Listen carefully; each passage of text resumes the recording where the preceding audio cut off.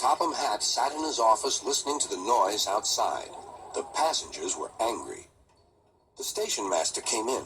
"There's trouble in the shed, sir. Henry is sulking. There's no train, and the passengers are saying this is a bad railway." "Indeed," said Sir Topham Hatt, "we cannot allow that." He found Gordon, James, and Henry looking very cross. "Come along, Henry. It's time your train was ready." "Henry's not going," said Gordon. "We won't shunt like little tank engines. That was Thomas's job. We are important tender engines. You fetch our coaches and we will pull them. Tender engines don't shunt." "We'll see about that," said Sir Topham Hatt. "No engine on my railway is too important for small jobs." And he hurried away to find Edward. The yard has never been the same since Thomas left to run his branch line, he thought sadly. Edward was shunting. "Leave those freight cars, please, Edward," said Sir Topham Hatt. "I want you to push coaches for me in the yard." "Thank you, sir. That will be a nice change." "That's a good engine. Off you go, then."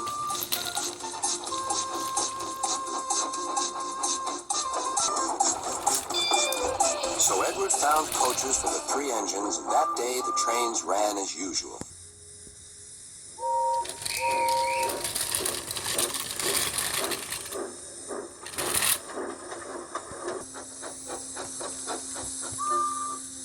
But next morning, Edward looked unhappy. Gordon came clanking past, hissing rudely. "Bless me," said Sir Topham Hatt, "what a noise!" "They all hiss me, sir," answered Edward. "They say tender engines don't shunt, and last night they said I have gray wheels. I haven't, have I, sir?" "No, Edward, you have nice blue ones, and I'm proud of you. Tender engines do shunt, but all the same, we do need another tank engine here." He went to a workshop, and they showed him all sorts of engines.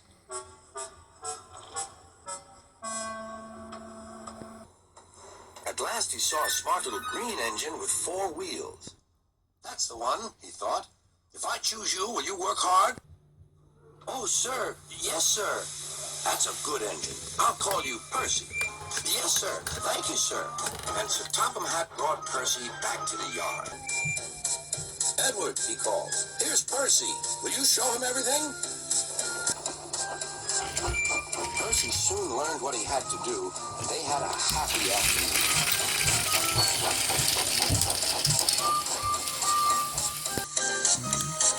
Then Henry came by, hissing as usual. "Whee!" went Percy. Henry jumped and ran back to the shed. "How beautifully you wheeshed him," laughed Edward. "I can't wheesh like that." "Oh," said Percy, "that's nothing. You should hear them in the workshop. You have to wheeze loudly to make yourself heard." Next morning, Thomas arrived. "Sir Topham Hatt sent for me. I expect he wants help," he said to Edward. "Shh, shh, here he comes," replied Edward. "Well done, Thomas. You've been quick. Listen, Henry, Gordon, and James are sulking. They say they won't shunt like little tank engines. So I have shut them up, and I want you both to run the line for a while." "Little tank engines indeed," snorted Thomas. "We'll show them. And Percy will help too." "Oh, sir. Yes, sir. Please, sir," answered Percy. Edward and Thomas worked the main line, greeting each other as they passed by. Percy puffed along the branch line. Thomas was anxious about Annie and Clarabelle, but both driver and conductor promised to take care of him. There were fewer trains, but the passengers didn't mind. They knew the 3 other engines were having a lesson. Gordon, James, and Henry were cold, lonely, and miserable. They wished now they hadn't been so silly.